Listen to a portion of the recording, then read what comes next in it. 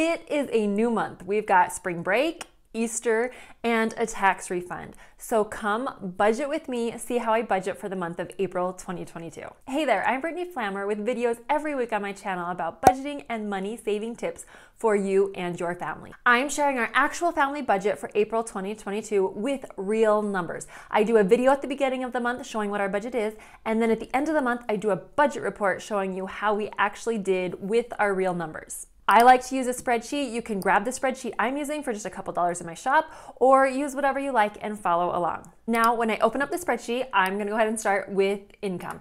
My husband is salary, so he makes the same every single month. Taxes, health insurance, and a little bit of retirement has already been taken out. So this is his take-home pay.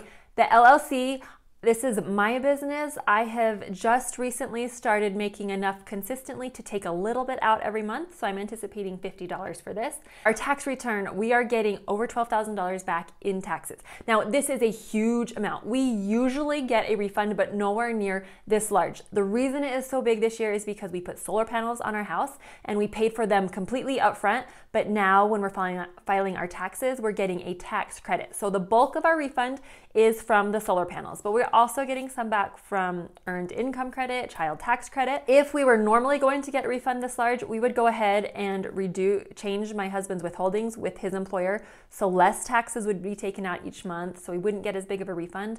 But next year when we file for taxes for 2022, that will be his first full year at this higher paying job that he has now.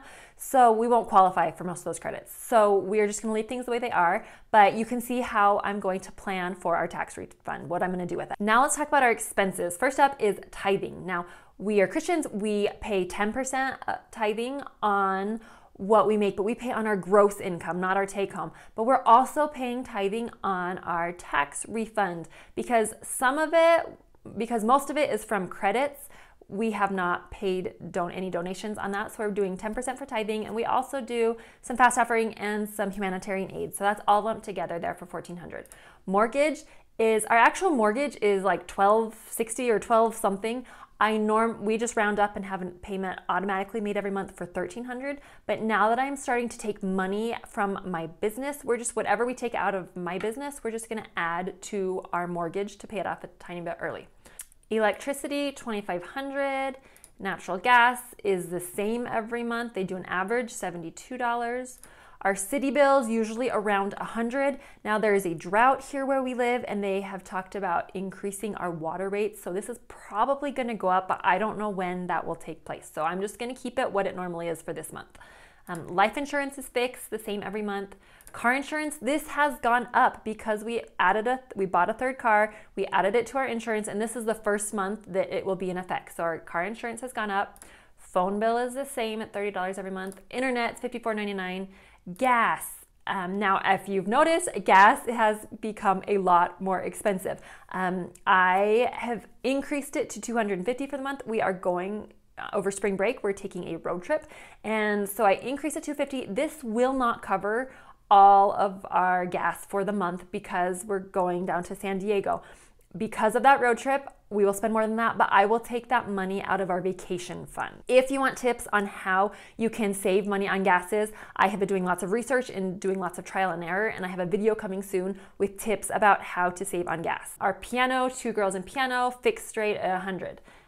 Then our variable expenses, groceries, I'm putting $600 for groceries. Eating out, $50. This is higher than normal because of spring break. Usually my husband and I will go out to eat like once, so it's like $25 a month is what we usually do. But over spring break, we'll probably eat out at least once with our kids or something. So I upped it to $50.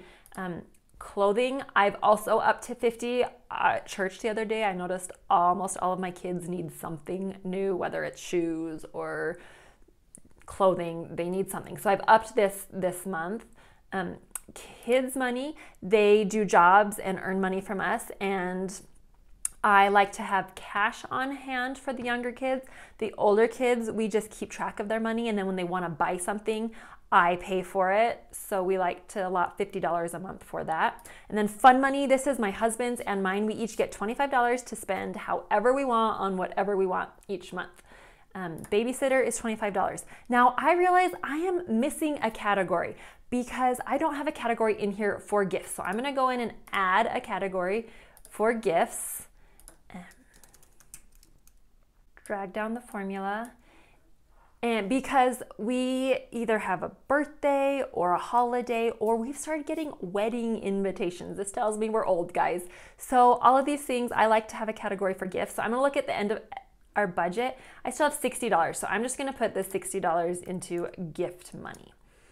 And babysitter, usually we just pay our oldest two to watch, or if we actually hire a babysitter for like one night, this would cover it. So our total variable expenses, $885, and we have 4 weeks for the month of April. So I will get an envelope and I will get $221 each week. We have no debt, so I'm just gonna skip down. Emergency fund, ours is fully funded, so we're not adding anything to it. House maintenance, $5,450. So we normally add a little bit every month to house maintenance just for the repairs that we have to do, or yard work or whatever we have to do.